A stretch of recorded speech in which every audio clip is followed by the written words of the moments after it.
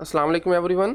मेरा नाम अम्मार मुजाहिद है और आज के इस लेक्चर में हम डेरिवेटिव के चेन रूल के बारे में सीखेंगे।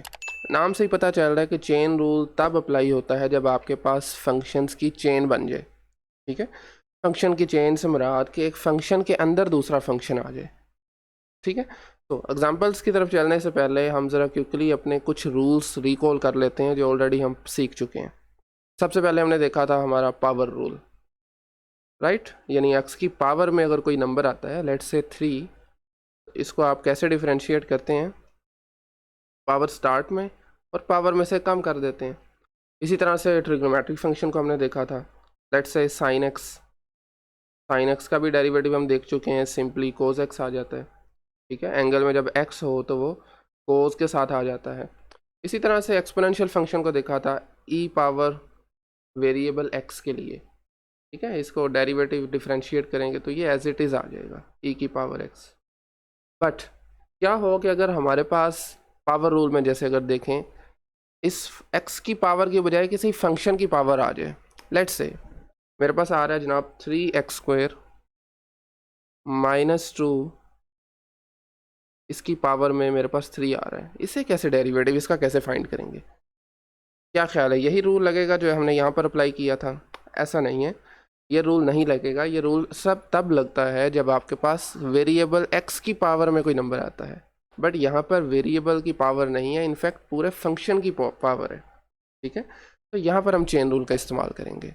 इनफैक्ट इसको अगर हम इससे पहले ऑलरेडी हम एक टॉपिक कवर कर चुके हैं फंक्शन कंपोजिशन का, तो ये बेसिकली फंक्शन कंपोजिशन ही है, यानी एक फंक्शन दूसरे फंक्शन के अंदर कंपोज हुआ है। ठीक है, इनफैक्ट 3x² -2 जो है ये एक अपने आप के अंदर एक फंक्शन है। चलें, अगर मैं एज अ होल इस फंक्शन को f(x) का नाम दे रहा हूँ तो मेरे पास बेसिकली 3x² -2 जैसे आपको बताया कि एक फंक्शन है, तो इसे हम लेट्स से g(x) कह देते हैं। ठीक है, g(x) is equal to 3x² -2।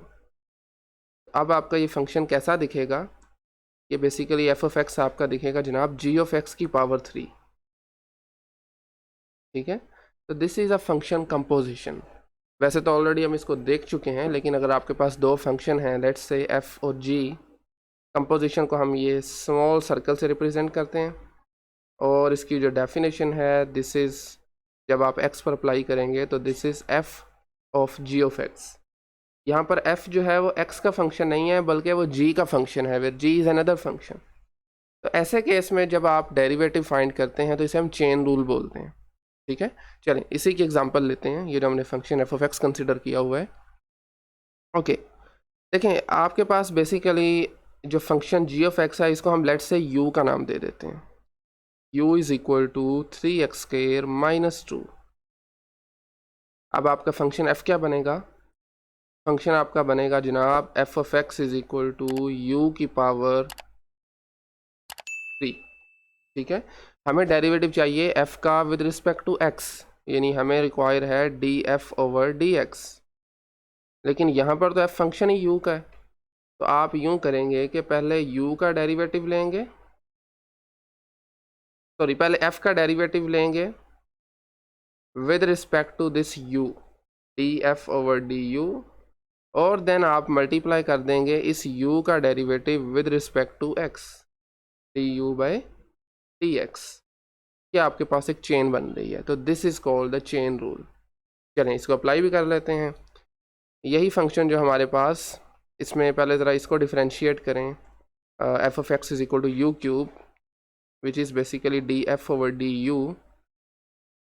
अब देखें, अब आप पावर रूल अप्लाई कर सकते हैं क्योंकि u की पावर में 3 है, तो दिस इज़ सिंपली 3u²। ठीक है, इसी तरह से u को डिफरेंशिएट करें ज़रा with respect to x which is du/dx, तो ये आपके पास जनाब बनेगा अगेन 3x² है, एक तो कांस्टेंट मल्टीप्लाई हो रहा है फंक्शन के साथ और दूसरा पावर है। ठीक है, तो यहाँ पर पावर स्टार्ट में आएगी 2 3 के साथ मल्टीप्लाई होकर 6 बन जाएगी, तो ये बनेगा 6x माइनस कांस्टेंट 2, डेरिवेटिव 0 हो जाएगा। दैट्स इट, 6x इसका डेरिवेटिव आया। अब ज़रा इसमें वैल्यूज़ दोनों लगा दें। df/du का आंसर था 3u² मल्टीप्लाई du/dx का आंसर है 6x। यही हमारा आंसर है, ठीक है। लेकिन इसमें आप ये फर्दर कर सकते हैं कि u की वैल्यू को दोबारा ज़रा यहाँ पर पुट करें, इससे आपका डेरिवेटिव भी x में आ जाएगा। ये बन जाएगा हमारे पास 3x² माइनस 2 पावर इसकी 2 मल्टीप्लाई 6x। फर्दर इसको जब 6 और 3 को मल्टीप्लाई करेंगे तो this is 18x times 3x² minus 2 और इसकी होल पावर 2 आ गई है। तो ऐसे आप फंक्शन को डिफरेंशिएट करते हैं जब आपके पास फंक्शन कंपोज हो रहे हों या फंक्शन की चेन बन रही हो, ठीक है। तो देखें इसमें बेसिकली क्या है, हमने एक और नोटेशन ये वाली पढ़ी है। इस नोटेशन में अगर हम डेरिवेटिव को देखना चाहें तो आप आसानी से देख सकते हैं कि f नॉट g का derivative this is simply equal to, पहले आपने डिफरेंशिएट करना है जनाब f को, g ऑफ x को नहीं छेड़ना, g ऑफ x को एज इट इज़ रहने देना है, ठीक है। उसके बाद g ऑफ x को अलग से डिफरेंशिएट करना है और उसको मल्टीप्लाई कर देना है। जैसे यहाँ पर देखें ना, 3x² माइनस 2 हमारा g ऑफ x था, इसको आपने नहीं छेड़ा, इसकी पावर स्टार्ट में आ गई, पावर में से कम कर दिया और फिर g ऑफ x का डेरिवेटिव ले लिया विच इज़ 3x² माइनस 2 जो कि 6x बना था, ठीक है। तो नेक्स्ट से हम बजाय कि ये नोटेशन बार बार यूज़ करने के हम क्या करेंगे, डायरेक्टली पहले फंक्शन को डिफरेंशिएट कर देंगे, आउटर फंक्शन को, और फिर इनर फंक्शन जो आपका कंपोज हुआ है उससे डिफरेंशिएट करके साथ में मल्टीप्लाई कर देंगे। This is called the chain rule, right. Okay, चलें फर्दर कुछ एग्जांपल्स करते हैं। नेक्स्ट मेरे पास जो फंक्शन है that is y is equal to sine, और एंगल में x की बजाय हमारे पास एक फंक्शन आ रहा है दैट इज़ 3x + 1, ठीक है। अगर इसको स्टैंडर्ड नोटेशन जो अभी हमने पढ़ी है उसकी मदद से करें तो हम लेट करेंगे, पहले हम सपोज कर लेंगे कि हमारे पास ये जो एंगल के अंदर आ रहा है this is equal to u 3x + 1, तो आपका फंक्शन जनाब बन जाएगा y is equal to sine u। अब हमें इसका फॉर्मूला जो है वो हमें पता है, अब हम इसे डिफरेंशिएट कर सकते हैं, ठीक है। बट हमें चाहिए डेरिवेटिव y का with respect to x, but y जो आप देख रहे हैं फंक्शन है u का, तो आप dy/du पहले फाइंड करेंगे, देन आपका ये जो ऊपर u पड़ा हुआ है ये फंक्शन x का है, तो इससे आप with respect to x differentiate कर लेंगे, ठीक हो गया। तो dy/du मतलब साइन का डेरिवेटिव cos u आ जाएगा, u का derivative with respect to x, 3x का डेरिवेटिव 3 और 1 का 0, दैट्स इट। फर्दर आप u की वैल्यू दोबारा पुट कर दें इसमें, तो आपके पास बनेगा 3 को स्टार्ट में लिख लें, 3 टाइम्स cos 3x + 1, तो this is the derivative of sine 3x + 1। Clear है। चलें फर्दर एग्जांपल देख लेते हैं कुछ, और अब की बार मेरे पास जो फंक्शन है that is y is equal to sine x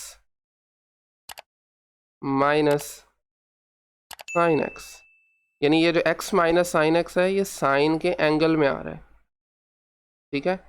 अब की बार थोड़ा ज़रा हम डायरेक्ट लेके चलते हैं इसको, तो आपके पास आएगा जनाब dy/dx this is equal to, पहले आप साइन का डेरिवेटिव ले लें, साइन का डेरिवेटिव होता है कोस, सेम एंगल के साथ x माइनस साइन x, ठीक है।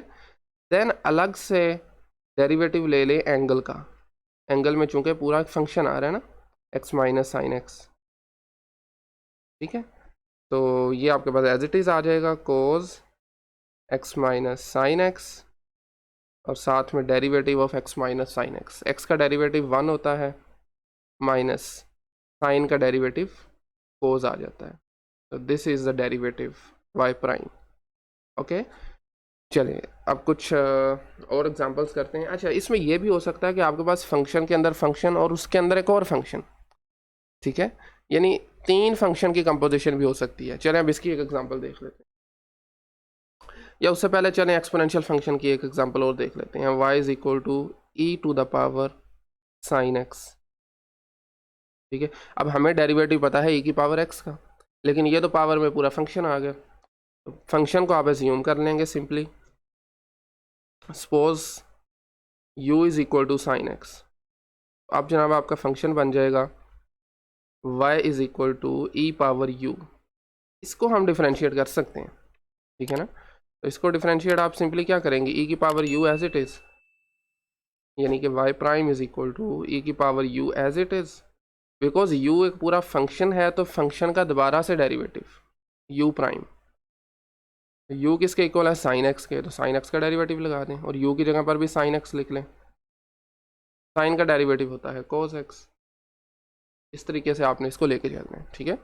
एक मरतबा फंक्शन का डेरिवेटिव वैसे ही जो रूल आपने सीखा हुआ है, उसके बाद पावर आ रही है या एंगल में कुछ आ रहा है, उसका आपने सेपरेटली डेरिवेटिव लेना है, क्लियर है।